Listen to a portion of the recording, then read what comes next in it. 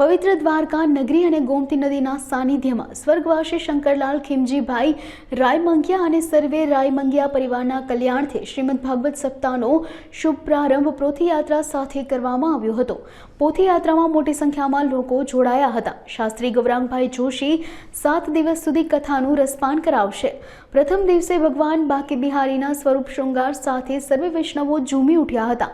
અહીં આ ભાગવત સપ્તાહના જ્ઞાન યજ્ઞમાં યુવાનોને ખાસ જોડાવા શાસ્ત્રી ગૌરાંગભાઈ જોશીએ અપીલ કરી હતી। હું છું આપનો લોકગાયક સતીશ ગોંડલિયા અને મને જણાવતા ખૂબ આનંદ થાય છે કે આજ અમે આવી પહોંચ્યા છીએ દેવભૂમિ દ્વારિકાને આંગણે, જ્યાં અમારે યજમાન શ્રી રાયમંગિયા પરિવાર દ્વારા અહીંયા એક મોટો મહોત્સવ એટલે કે સપ્તદિનો ભાગીરથી ગંગા ભાગવતી અહીંયાથી ગંગા વહી રહી છે અને આજે એનો પ્રથમ દિવસ પૂર્ણ થયો।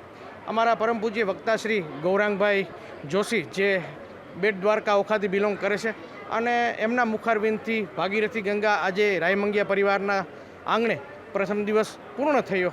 દ્વારકાનાથની આ દેવભૂમિ દ્વારિકા ભૂમિમાંથી ખૂબ ઘણા બધા વૈષ્ણવો રાયમંગિયા પરિવાર તથા એમના સગાવાલા કુટુંબીઓ સંબંધીઓ અહીંયા એકદમ શ્રોતાગણો આનંદ કરે છે। વૈષ્ણવ બધા ફૂલ એકદમ ભગવાનના નામથી મોજ કરી રહ્યા છે અને અમને પણ મને મારા સંગીત વૃંદ અને ગ્રુપ સહિત ભગવાનના આ પ્રથમ દિવસે ગુણગાન ગાવાનો મજા આવે છે અને ખૂબ અમે પણ આનંદ કરી રહ્યા છીએ। તો આપ પણ બધા આ યુટ્યુબ લાઈવ ચેનલ છે અને બધા પણ આપ આનંદ કરો, અહીંયા આવીને પણ આનંદ કરો અને રાયમંગિયા પરિવાર તથા અમારા સર્વે વૃંદ અને શાસ્ત્રીજી તરફથી આપ સર્વને જય શ્રી કૃષ્ણ, જય દ્વારિકાધીશ।